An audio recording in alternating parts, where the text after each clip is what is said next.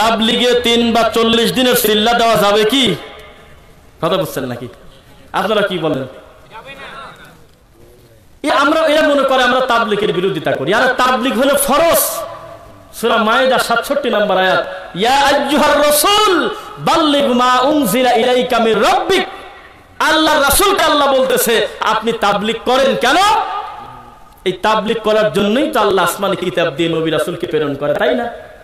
ওয়া ইল্লাম তাফআল, তা যদি না করেন ফামা বাল্লাগতা রিসালাতা, আমি আল্লাহ ধরবো যে আপনি রাসূলের যে দায়িত্ব সেটা পালনই করেন নাই। ওয়াল্লাহু ইয়াসিমুকা মিনান নাস, দাওয়াত দিতে গিয়ে ভয়ের কিছু নাই। পরিস্থিতি যত জটিল হোক, যিনি বাঁচাতে পারে তিনি কে? আল্লাহ। 3 দিন, 40 দিন, 11 দিন, 7 দিন এমন কোনো কথা নাই, মরা পর্যন্ত দাওয়াত চলবে ইনশাআল্লাহ। আর দাওয়াতের মাধ্যম হলো কোরআন এবং রাসূলের সহিহ হাদিস।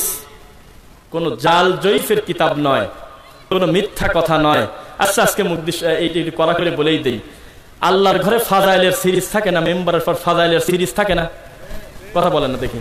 ফাজাইলে হজ, ফাজাইলে সাদাকাত, ফাজাইলে মুনতাকাফ হাদিস আর ফাজাইলে আমল আছে না?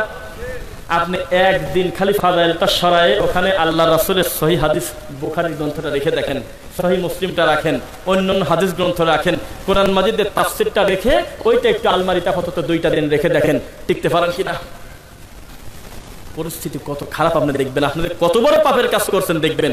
একটা আমির দ্বারায় বক্তব্য দিচ্ছে আল্লাহর ঘরে, খালি একবার মুখ দিয়ে বলবেন, হুজুর কোরআন মাজিদের যে কোনো একটা সূরার অনুবাদ শুনতে মন চাচ্ছে, যদি একটু অনুবাদ করে দিতেন আমাদের। যে কোনো একটা সূরা যদি একটু পড়তেন আমরা একটু ঠোঁট মিলিয়ে নিতাম, আমাদের রুকুটা যদি একটু দেখায় দিতেন আমরা দেখতাম। আল্লাহর রাসূলের সহিহ হাদিস কোন জায়গা আছে এই দলিলটা দিয়ে যদি একটা আমলের কথা বলতেন আমরা শুনতাম। মুখের দিক তাকান যাচ্ছে না, পরিস্থিতি এত খারাপ। এর নাম হলো প্রচলিত তাবলিগ। আল্লাহর রাসূলের তাবলিগ কি? মরা পর্যন্ত দাওয়াতি কাজ চলবে, কিন্তু মাধ্যম হলো কোরআন আর হাদিস। আশা করি বুঝতে পেরেছেন ইনশাআল্লাহ।